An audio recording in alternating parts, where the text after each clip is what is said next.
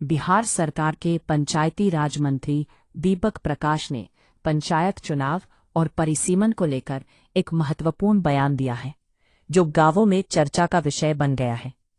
मंत्री ने कहा कि परिसीमन बढ़ाने की प्रक्रिया के कारण पंचायत चुनाव समय पर होने में देरी हो सकती है, इसलिए सरकार पहले से ही इस स्थिति से निपटने की तैयारी कर रही है। उनके अनुसार चुनाव में देरी होने की स्थिति में पंचायत का काम न रुके, इसके लिए एक विशेष टीम का गठन किया गया है। यह टीम पूरे पंचायत क्षेत्र की देखभाल करेगी और विकास कार्यों को लगातार आगे बढ़ाएगी। अगर चुनाव के समय मुखिया या अन्य प्रतिनिधि नहीं रहेंगे, तब भी गांवों में विकास रुकेगा नहीं। इसके लिए विभाग स्तर पर बैठक करके सभी संभावित समस्याओं पर विचार किया जा रहा है। दीपक प्रकाश ने यह भी स्पष्ट किया कि परिसीमन बढ़ने से कुछ नई चुनौतियां सामने आएंगी, जिन्हें ध्यान में रखकर विभाग अभी से काम कर रहा है। विभाग ने इस मुद्दे को गंभीरता से लिया है और इस पर उचित कार्रवाई की जा रही है, ताकि आम जनता को किसी प्रकार की असुविधा न हो। सरकार का उद्देश्य है कि परिसीमन की प्रक्रिया के दौरान भी पंचायती राज व्यवस्था पूरी तरह सक्रिय रहे और लोगों को सरकारी योजनाओं का लाभ समय पर मिलता रहे। इसमें टोटल पेपर जो है मतलब अपने पास में है। लगा ना, परेशान करता है। देखिए ना बात सरकार में है, लेकिन लगा के इसको दिखा जाएगा। लगाओ ना। दोनों ले लेंगे। प्रिंस का लगा ना। भैया 5 मिनट का समय चाहिए था बस। हम लोग 2 घंटे से बैठे हुए हैं। एक 1-to-1 कर रहा था। 1-to-1 अभी नहीं, अभी 5 कार्यक्रम चल रहा है। परिसीमन एक 5 मिनट का समय लगेगा, ज्यादा समय नहीं। 1-to-1 नहीं कर लीजिए, बस ये कर ले रहे हैं, बस एक 5 मिनट का समय। हाँ। सर परिसीमन को लेकर मतलब संशय बना हुआ है कि चुनाव टल सकता है, अगले वर्ष होने की संभावना है। चुनाव टालने को लेकर कोई निर्णय नहीं लिया गया है। परिसीमन का निर्णय लिया गया है। परिसीमन का काम निर्वाचन आयोग के द्वारा कराया जाएगा।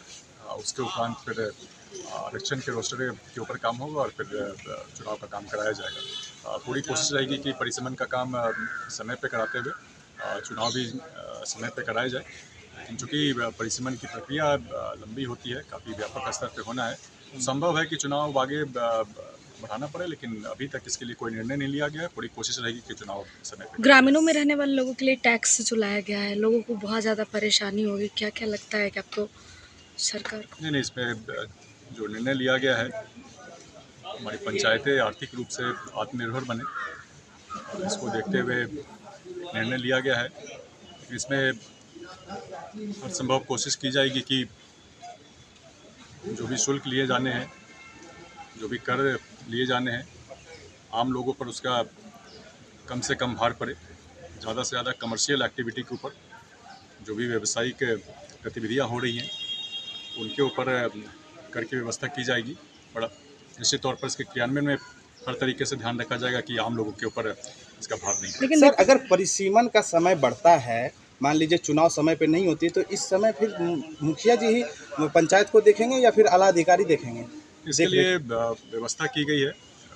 पंचायत राज अधिनियम में एक एडवाइजरी कमेटी का गठन किया जाता है और उस कमेटी के माध्यम से सारे काम कराए जाते हैं। लेकिन अभी वो समय नहीं आया है। अभी कोशिश है कि चुनाव सही समय पे हो, परिसीमन कराते हुए। अच्छा सर, 2011 के अनुसार ही चुनाव कराने की कवायद की जा रही है, तो लेकिन जनसंख्या का विस्तार, जो टोले हैं उनके कस्बों में जनसंख्या का विस्तार लगातार हो जाता है, तो क्या लगता है कि 2011 के अनुसार कराना उचित है? अभी हमारे पास जो सबसे लेटेस्ट डेटा है वो 2011 का ही है। अभी परिसीमन कराना है तो हम लोग 2011 के डेटा के हिसाब से ही कराएंगे, क्योंकि लेटेस्ट डेटा वही है। तो सर, विरोध भी किया जा रहा है सर, नया नियमावली जो लाया गया उसका विरोध विपक्ष कर रही है, कह रही कि ये लागू नहीं होना चाहिए। नहीं, वो पॉइंट वाइज विरोध करें। अगर ज़्यादातर जो उनके विरोध आ रहे हैं, मुझे लगता है कि उन्होंने नियमावली को सही से समझा नहीं है।